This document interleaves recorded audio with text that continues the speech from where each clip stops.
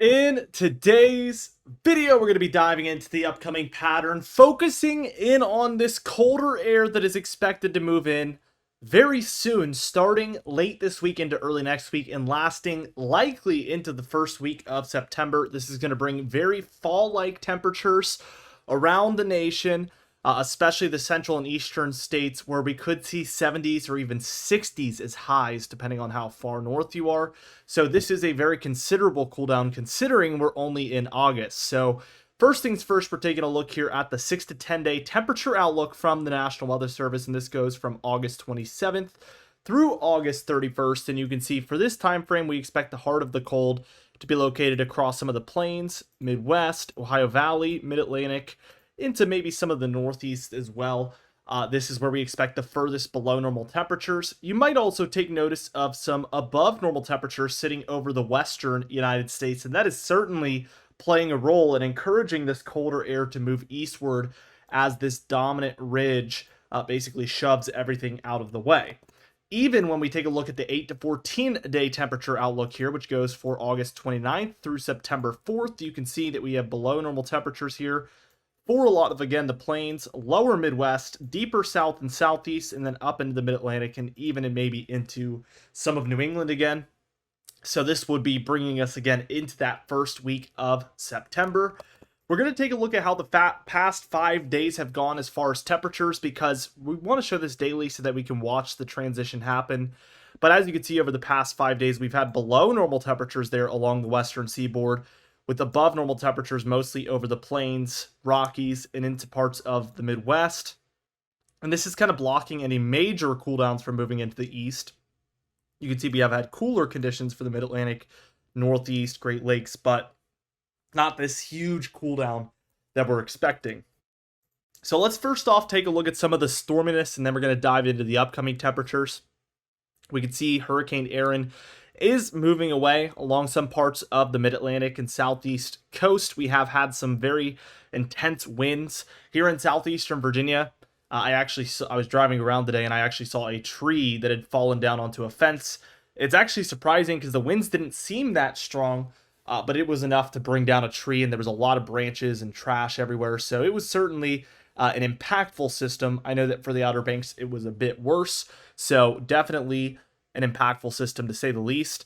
As we keep going, we're going to see pretty much evidence that this is going to be a quieter pattern overall. We have this low and cold front moving in. We're going to notice some ridging air moving into the west, and this is going to be basically the building blocks to our major cool down. As soon as tomorrow on Friday, we're seeing those signs. Here, Saturday the 23rd is cold air is moving in. Sunday the 24th, it's beginning to descend.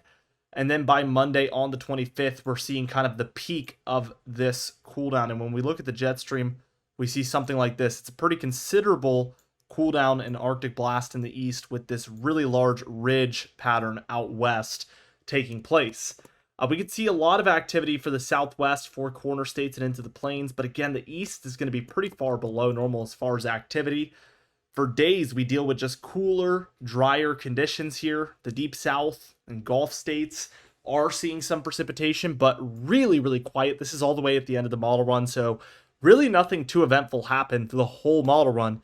Looking at the precipitation, again, outside of these areas here and these areas up here in Canada, everywhere in between is seeing a much drier pattern, and that's part of basically the problem. And when we look at the anomalies, we can see below average precipitation basically from the northwest into the northern plains, Midwest, deep south, Ohio Valley, Great Lakes, northeast, Mid-Atlantic, and even parts of the southeast.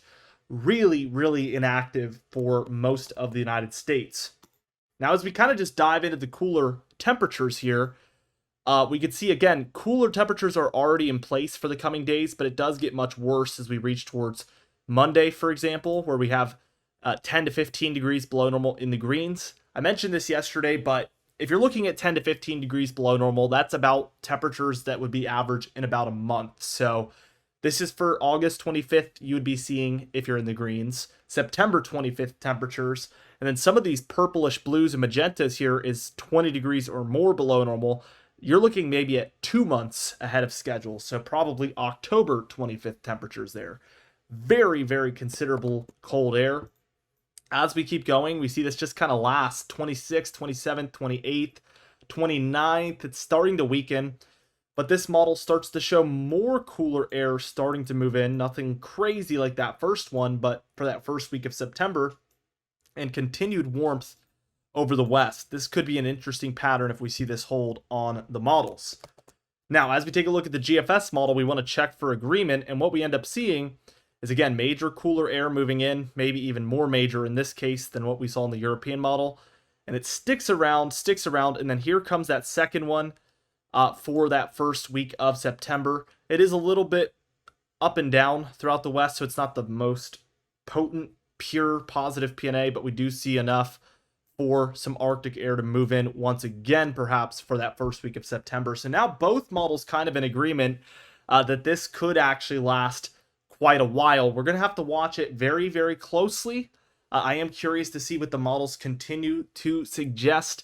We're going to be watching this daily, obviously, as both the European and GFS models are pretty congruent with, obviously, the first cooldown. That's almost a certainty at this point, but even a second one for the first week of September that would maybe bring September to a point where we could be looking at a cooler than normal September. For most areas, we're going to end off August on a cooler than normal note because it's just been cooler throughout the beginning portion. We heated up for the middle, but now we're cooling back down for the end. Some areas are going to end up below normal temperatures overall for the entire month, which is just insane. Really crazy to see during a summer month like this.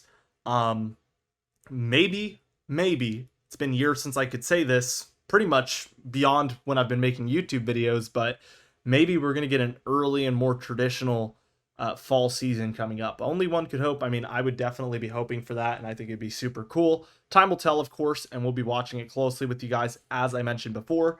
So be sure to subscribe. We upload every single day. You can even hit the bell icon for daily notifications when we upload so you never miss one. Be sure to like the video if you did enjoy it, leave a comment down below, and I'll see you guys in the next video.